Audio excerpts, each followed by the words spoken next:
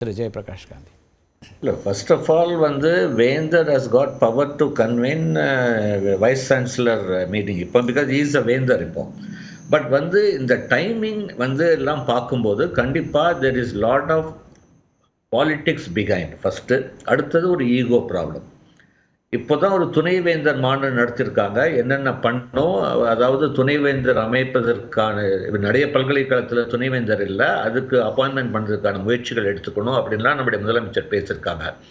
அந்த முயற்சி நம்முடைய வேந்தர் எடுத்திருந்தால் கண்டிப்பாக நான் பாராட்டிருப்பேன். ஃபஸ்ட்டு ப்ராப்பரான ஒரு டாப் யூனிவர்சிட்டிஸில் துணைவேந்தரே இல்லாமல் எப்படி ஒரு ஒரு கான்ஃபரன்ஸ் நடத்த முடியும்? இன்றைக்கி ஒரு கான்வகேஷன் வைஸ் சான்சலர் இல்லாமல் நடத்திட்டு இருக்காங்க. ஒரு ப்ராப்பர் சிலபஸ் ஃப்ரேம் பண்ண முடியல. Lot of challenges in each university, financial problems, இதெல்லாம் சால்வ் பண்ணதை விட்டுட்டு சும்மா நான் இது பண்றோம் அப்படின்னா ஒரு ஈகோ ப்ராப்ளத்துக்காக நடத்துற மாதிரி தான் எங்களுக்கு தோணுது. என்னென்ன பல்கலைக்கழகங்கள் அப்படி முக்கியமா இன்னைக்கு துணைவேந்தர் இல்லாம எவ்வளவு காலம் இருக்காங்கன்னு ஏன்னா பாக்குற ஆடியன்ஸ்க்கு ஒரு கிளாரிட்டி கிடைக்கிறதுக்காக கேட்கிறேன். அது ஆல்மோஸ்ட் 12 பல்கலைக்கழகம். அல்மா சார் கூட சொன்னார் இல்லையா, பரந்தாமன் சார். இப்போ நினச்சி பாருங்க, இவ்வளோ பல்கலைக்கழகத்தில் ஏதாவது ஒரு ஸ்டேட்டில் இது மாதிரி நடந்திருக்கா சொல்லுங்க? ஒரு ஸ்டேட்டில். இது ரொம்ப ரொம்ப கவலைப்பட வேண்டியது. நாங்கள் கல்வி நாங்கள் we are not belong to any political parties. மேலோட்டமாக பார்க்கும்போது இது கண்டிப்பாக பாதிப்பு ஏற்படுறதுன்னா யாருன்னா மாணவர்களுக்கு தான்.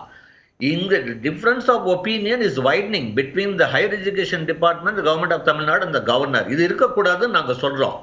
இது பியூர்லி ஒரு பாலிட்டிக்ஸ் ஈகோனால தான் நடத்துறது. அடுத்தது private vice chancellor, private universities and deemed universities vice chancellor doesn't have any say. அவர் சார் சொன்னது உண்மைதான். அவங்க they have their own independence, they are controlled by UGC, not under chancellor of the Tamil Nadu.